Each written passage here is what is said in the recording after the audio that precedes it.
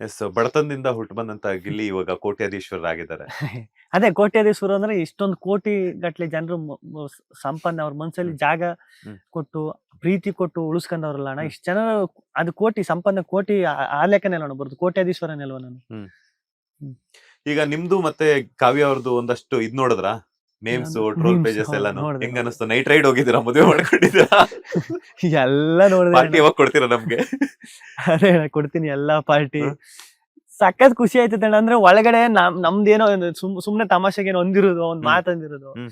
ಇಲ್ಲ ರೇಗ್ಸಿರೋದು ಅದೆಲ್ಲ ಹೊರಗಡೆ ಆತರ ಒಂದು ವೈರಲ್ ಆಗಿ ಹ್ಮ್. ಇವ್ರ ಇಮ್ಯಾಜಿನೇಷನ್ ಅಲ್ಲಿ ಇವ್ರ ಒಂದಷ್ಟು ಆಮೇಲೆ ಅದಕ್ಕೆ ಟೈಮ್ ಕೊಟ್ಟವ್ರಲ್ಲ ನನಗೆ ಖುಷಿಯಾಗೋ ವಿಚಾರನೇ ಅದು ಅಣ್ಣ. ಹ್ಮ್. ಹ್ಮ್.